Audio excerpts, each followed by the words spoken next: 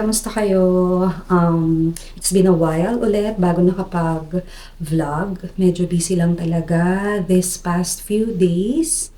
Ang ganda ng weather ngayon sa labas. -11, feels like -14. Pakita ko sa inyo. Binuksan ko yung yung, yung sa curtain para maaliwalas ang liwanag pala. Ayan, no? 'Di ba?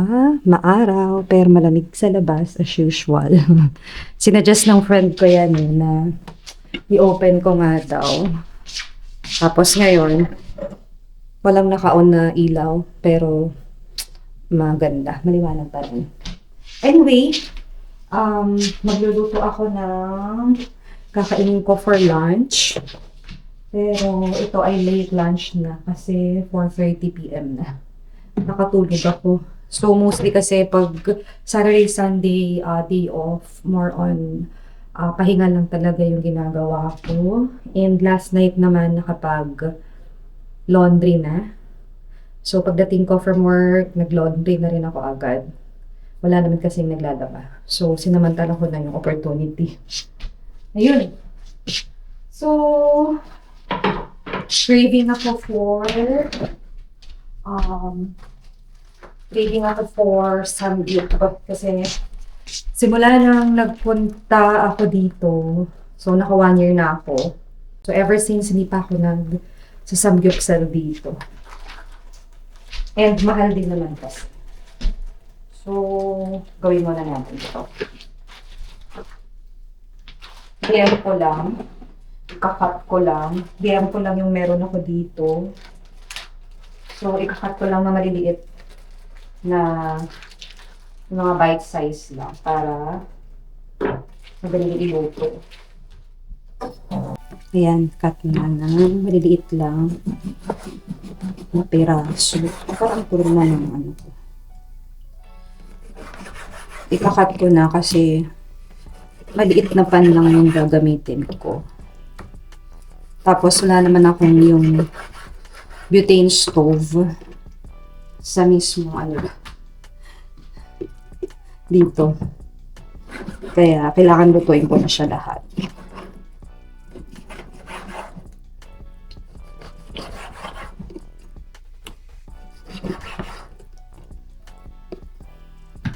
Medyo magulo ngayon yung nangyayari sa mundo, no?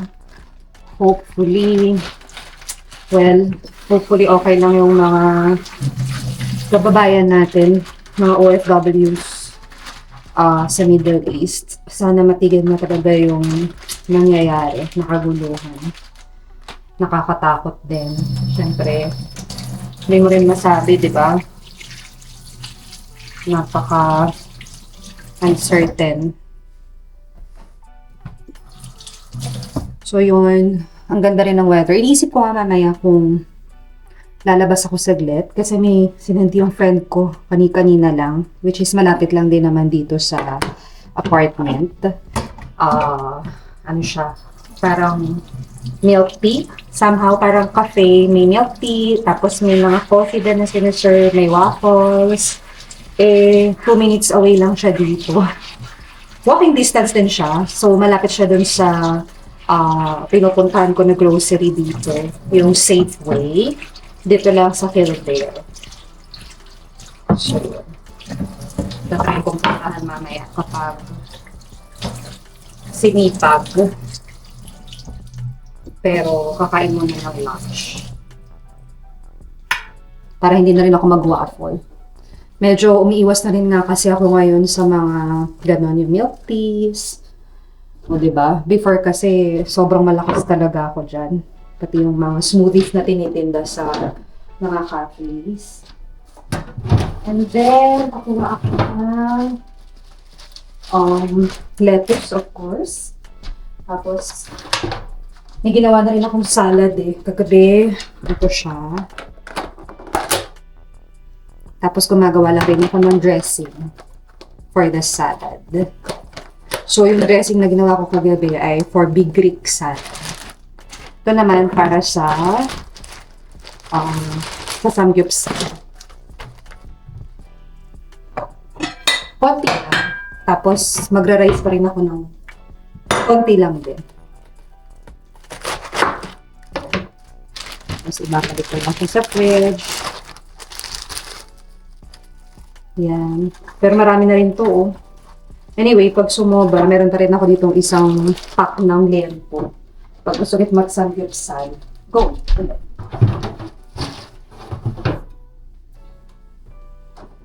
Tapos, meron akong melon and, of course, di ako nakawala ng pineapple. Ito yung pineapple. Yan. So, iluto na natin. Pagasin ko muna itong lettuce. Okay na yung ganito kalalaki. Nakakamiss yung samgyupsal. Namimiss ko yung samgyupsal.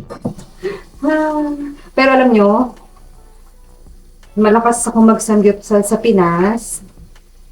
Pero yun nga, di ba, nawalan ako ng ano. Inalisan ako ng gallbladder ng year 2023 bago pumunta dito. So, sa mga mahihilig din mag-samgyup dyan, medyo iwas-iwasan din. Dapat talaga lahat in moderation. Ayan, pinapainit ko lang itong pan. Hindi ko na siya lalagyan ng ng oil kasi nga magmamantika na ito yung BM2. Maninipis lang yung cut nito eh.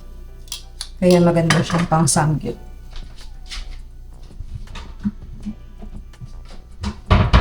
Gawa naman ako yan. Tapos, bumili kasi ako ng samjang. Although, itong meron akong sesame oil.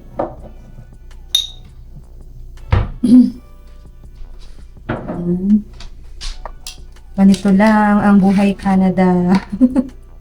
Work, tapos pag off mo, of course, enjoy lang.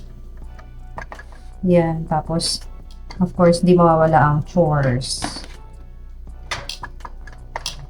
Okay na to sa akin. Tapos, konting lettuce, tsaka konting rice. Okay?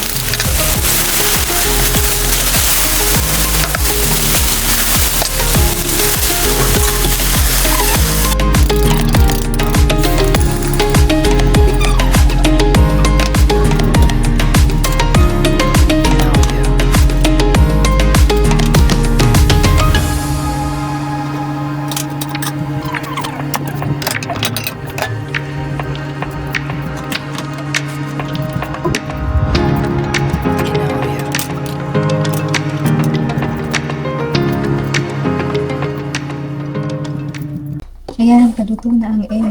Parang naging pancake.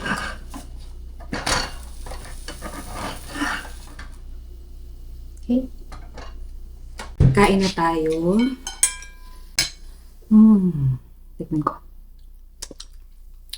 Yun, spicy na. Perfect. Okay. Tapos, tikman ko muna yung liempo with rice.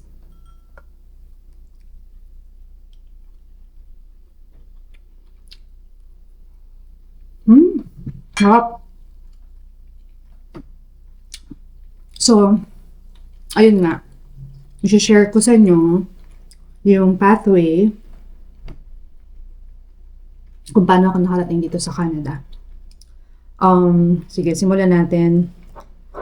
January 1, 2023. Doon nag-start yung application ko papunta dito sa Canada. So, yung pathway for me is a pathway for permanent residency. Tinatawag na HSWP and HCCP. So HSWP for Home Support Worker Program, and yung HCCP ay Home Child Care Program. So slash yun, HCCP, HSWP. So it's a program for caregivers. So ang ginawa ko, unang-una, nag-aral ako ng caregiving sa Pilipinas. So ginawa ko yun while working. I'm a former banker sa Pinas. And then, nag-aral ako ng caregiving for 6 months sa isang TESDA accredited vocational school located sa Dasmariñas, Cavite. So, yung school ay yung Arcangel. Doon sa malapit sa Lasal, sa may likod, sa main Lasal. Lasal Dasma. Doon ako nag-aral. Tapos, ang maganda kasi sa school namin, kapag nag-work ka, ang pasok mo lang ay weekends.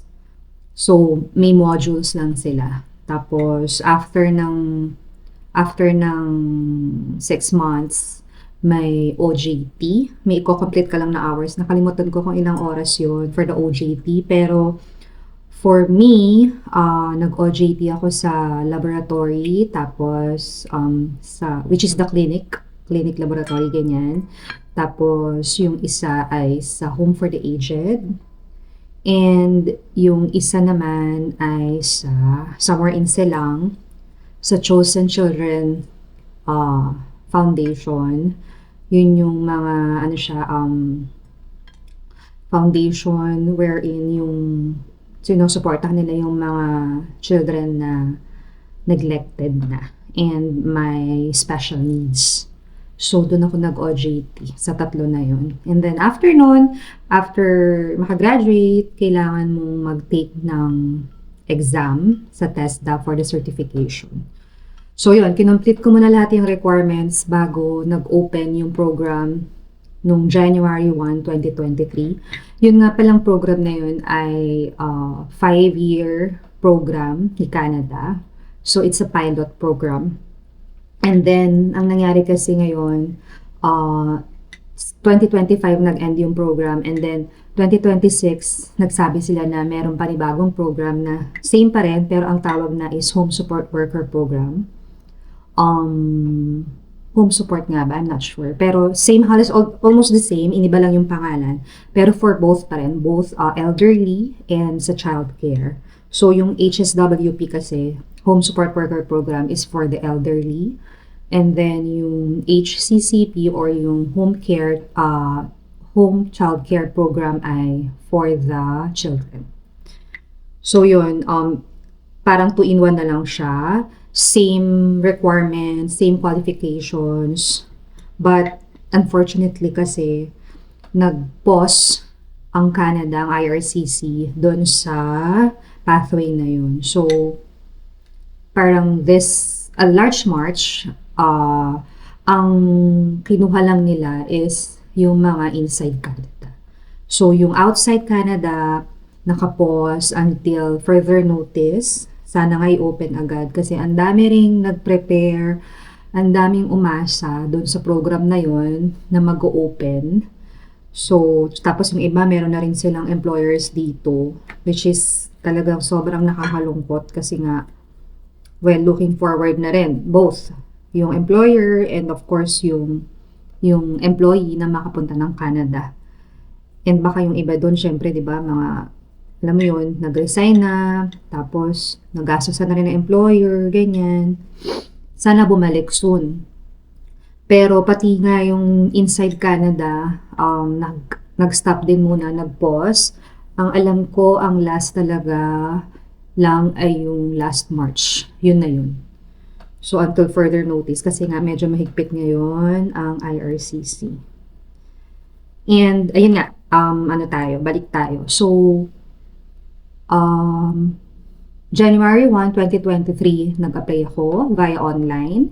So, that time, ang parang ang slot lang for outside Canada ay 1,500 applicants. So, gagawin mo yun January 1, tapos may time dito sa Canada kung anong oras. Tapos, alam ko, gabi yun sa Pilipinas parang almost madaling araw na rin.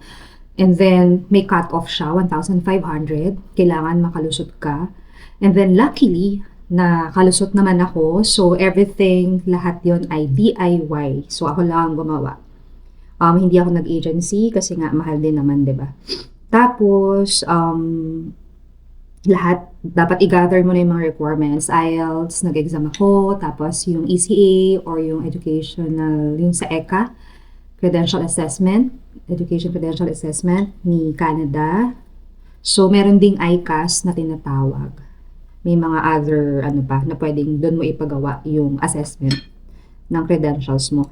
So, yun. Ginawa ko yun prior January 1, 2023. And then, after nun, yun nga, pinasa lahat online. So, nakapasok. Pagdating ng March, naka-receive na ako ng biometrics. So, ako yung principal applicant. And then, husband, of course, the dependent. So, lahat yun, isi-send mo together with your dependents' documents. So, yun, NBI and all. So, luckily nga nakapasok tayo. Kaya, na March 2023 din, naka-receive ng biometrics. And then, yung sunod-sunod na, pagdating na parang mga after 3 or 4 months, naka-receive naman ako, September ata yun. After March, September, so matagal din pala, naka-receive na ng medical request. Tapos, nag-wait ulit, so medyo matagal. Nung naka-receive ng medical, so that was September 2024 na. So, nag-iintay, September 2023, naka-receive na ng medical.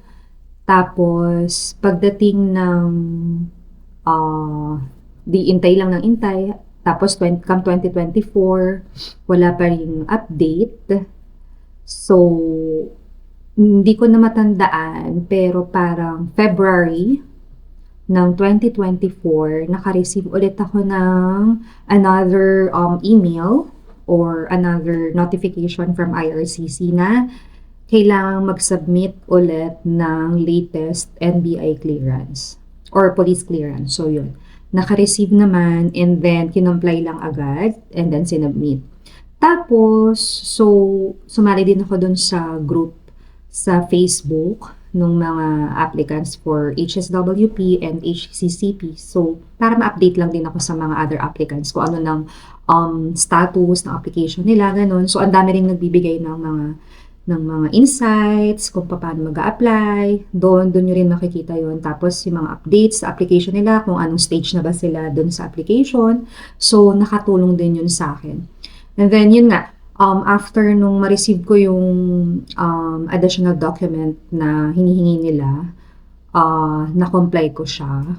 So, ang tagal. While waiting, so yun, in-enjoy lang. I was still working that time.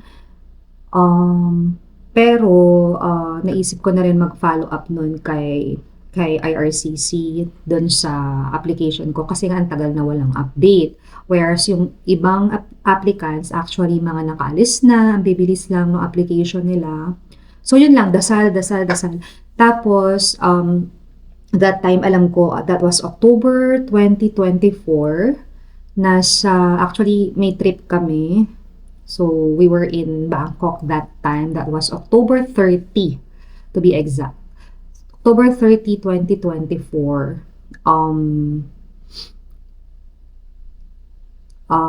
Yun nga,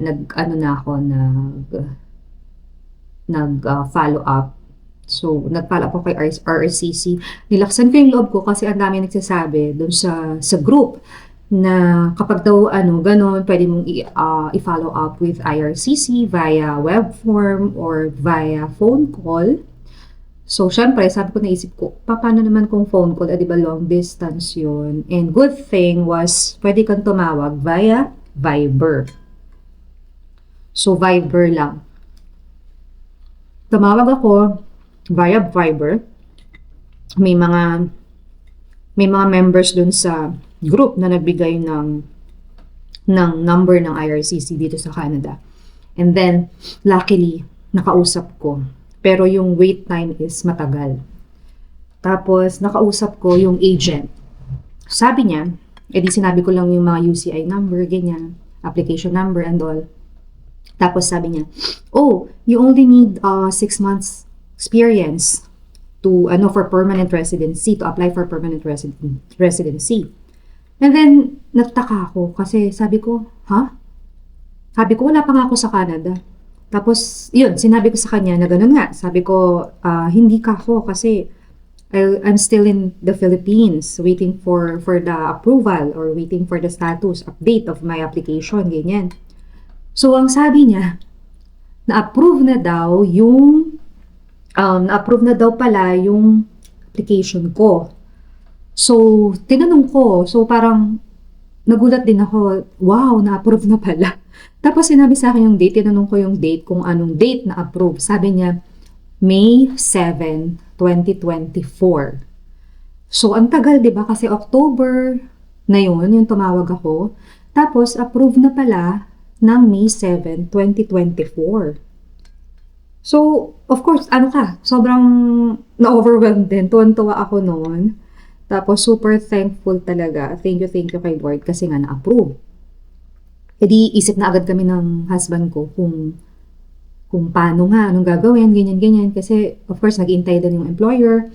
Tapos, pagbalik namin, so yun, pagbalik sa Pinas, inasikaso ko na rin. In-email ko yung office nila sa Manila, sa Makati. Tinanong ko, sinabi ko na ganun nga, kasi yung letter is for the passport request na.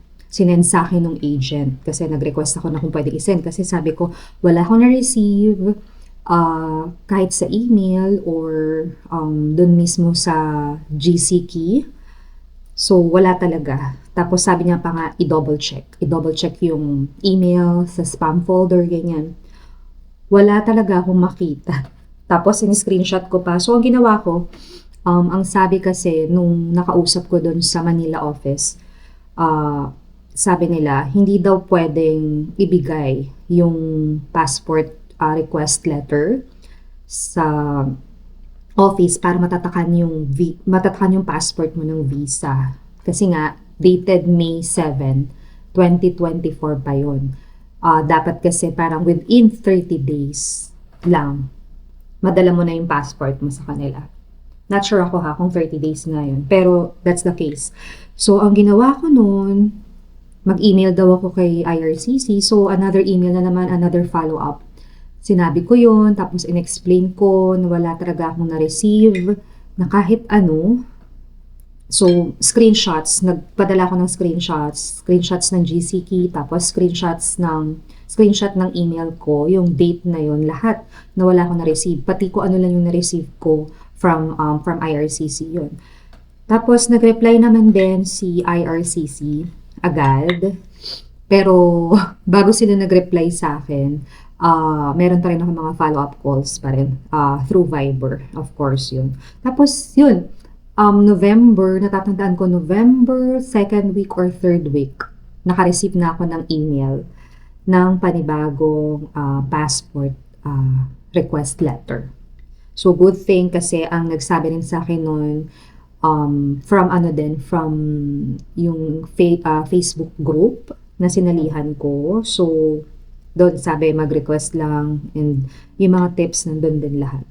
So, yun, dumating yung email and then pagdating ng email, parang kinabukasan lang or sa sumunod na araw, dinala ko na rin agad yung passport. Dinala namin yung passport namin ni husband doon sa Makati office.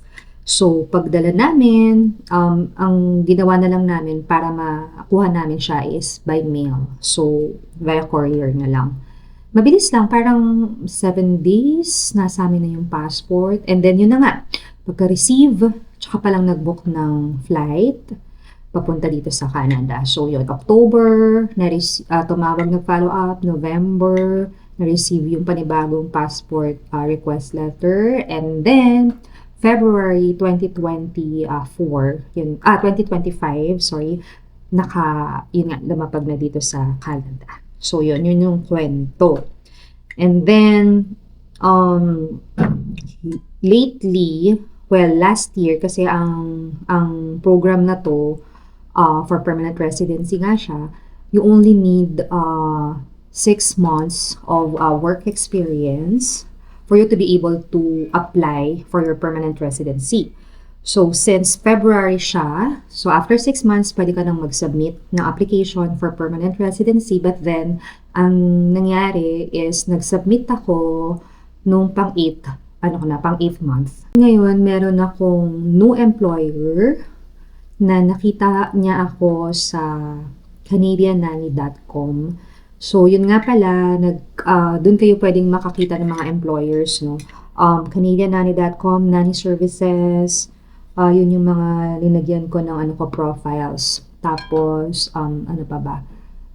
Seatly, meron din.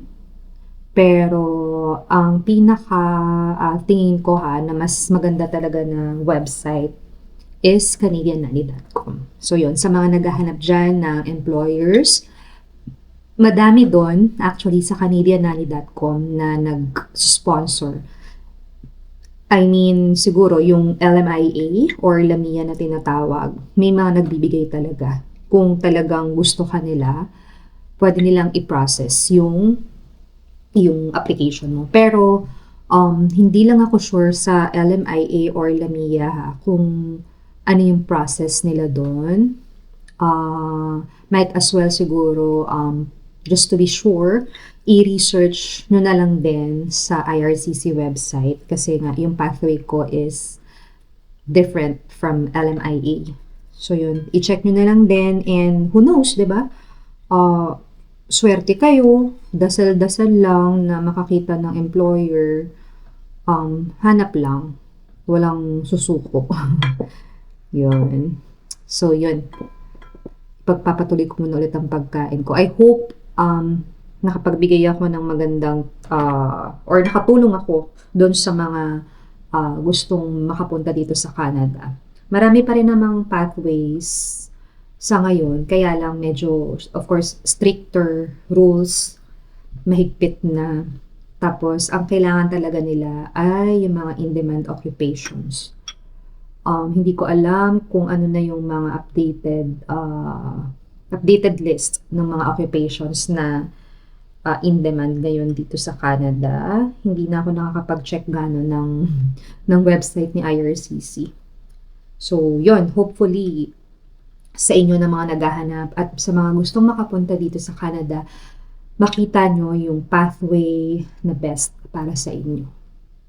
So, yun lang. Meron pa rin namang mga express entry kung in-demand yung jobs nyo. Pwede kayo mag-apply through express entry.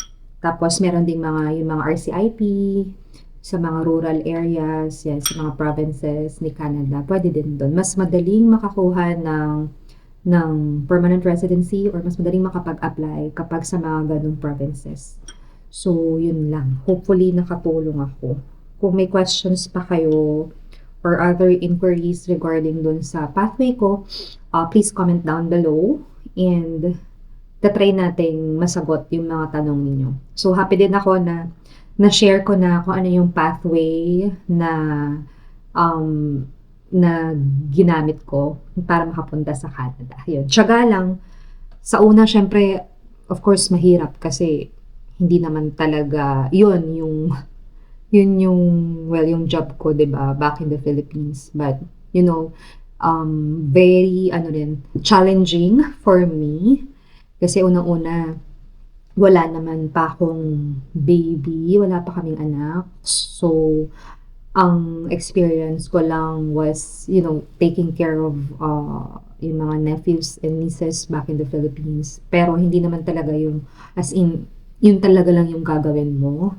So, helping hand ka lang, kumbaga.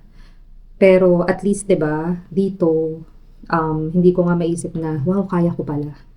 Pero well, kasi nga, na-train na rin naman during OJT pa lang nang nasa Pinas, dun sa caregiving program na kinuha. So, fulfilling din yung job. Challenging kasi nga ang hirap din pala mag-alaga ng bata. As in, medyo mabigat. Tapos yung inaalagaan ko ngayon, 3 sila. 3 magkakapatid, 3 yung anak nila. Isang 4 years old, tapos yung isa magsi-6 next month, and then yung isa ay 7 years old. So, sa mga may anak dyan at nakapag-alaga na alam nyo kung ano yung hirap, 'di ba? Magugulo, nag-aaway minsan. Pero ano sila, mabait naman. Ang employer ko ay puti, mabait sila.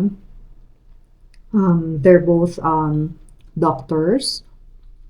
So, ano naman, very considerate.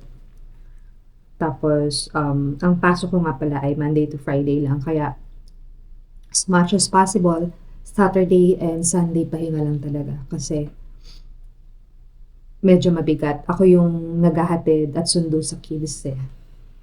So, yun. Tapos, yung mga bata na yun, tigi-tigisa talaga sila ng rooms. Kaya, alam nyo na yung workload.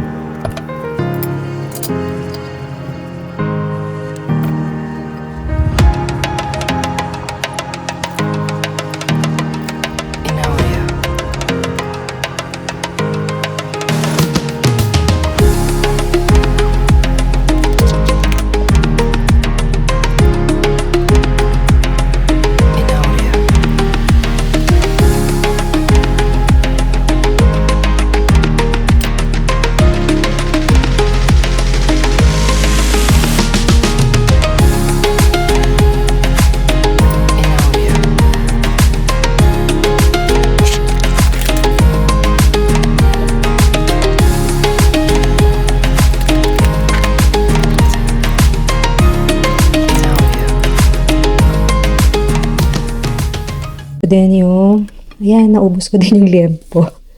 Pero yung lettuce, hindi naubos. Yung mga fruits, may natira pa, tsaka yung salad. Time check, 6:18 p.m. Tingnan nyo, may araw pa. Ang saya. Ito, kakalabas lang.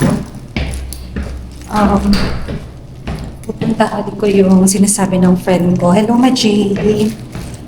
Yung Ice and Snow. Ano siya?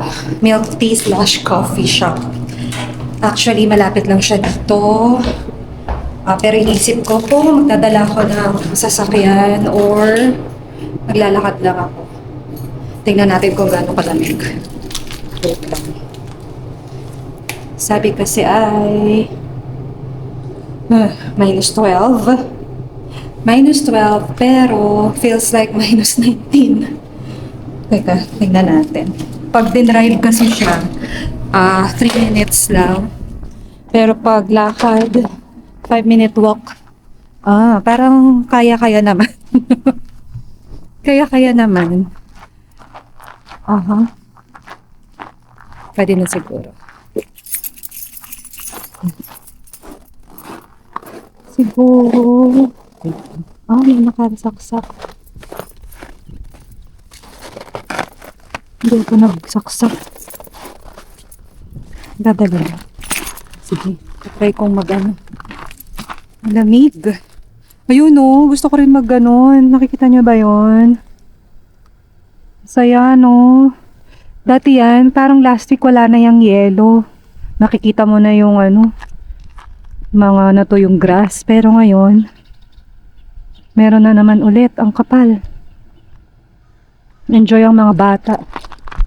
So, ito try ko maglakad. Sige na nga, hindi na ako magdadala ng sasakyan. Try natin maglakad. Exercise. Pero, actually, masakit ang likod ko. Try lang natin. Pakita ko sa inyo. Yan may araw pa. Time check. It's 6:37 p.m. May araw pa. Ang sunset ay 7:31 p.m. Yan. Kapal ng snow, no? Sakto lang to. Dito na ako dadaan sa may likod. Nakalimutan ko magdala ng mitts. Wait. Tayo. Ang saya pag may araw pa. Kapag summer hanggang kalimutan ko na kasi once pa lang naman ako naka-experience dito na ganun season. Hanggang 10 p.m. may araw. Pag summer. Yan ang lamig. Naliyata. Nagboots ako kasi madulas. Nakakatuyo ng lalamunan. Lamig. Okay, lakad muna.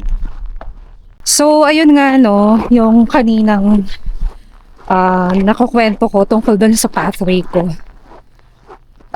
Dun sa mga gustong mag-apply, better gumawa rin kayo ng profile sa canadiannanny.com. Pati yung nanny services, masasuggest ko din siya para, alam mo yun, mas maraming entry, diba? So, mas madami kayong chances. Tapos, i-update nyo lang lagi. Malay nyo naman, makakita kayo ng maayos na employer. Kasi, marami rin talaga naghahanap dito ng childcare provider. So, yun. And, yung advice ko nga pala, mostly nung mga nakikita ko na naghahanap, gusto nila na nagde-drive, marunong mag-drive, and may sasakyan. Although yung iba naman, meron silang pinapagamit na sasakyan, pero better pa rin siguro yung meron. Mas priority na meron kasi nga sa paghatid sundo sa mga bata. So, ito, malapit na rin naman. Oh my gosh! Umahangin! Pag mahangin, lalong lumalamig. Yung cafe kasi dito ay until 8 p.m. lang. So, 6:30. Meron pa akong oras para makapunta. Okay? Ito yung Safeway na lagi kong pinupuntahan. Malapit lang sa apartment. Tapos, yung Ice and Snow, dito siya. Sa building na yan. Kung nasan yung access credit, yun. Okay? Grabe yung lamig. Ito siya. Diba? First time ko lang pupunta dito. Tapos ayun yung Liquor Mart. Malapit lang din sa amin, diba? May Domino's din. Wait lang, saan ba dito? Kildare Dental Nails. Naku, parang saan ba? Katabi ng subway. Okay.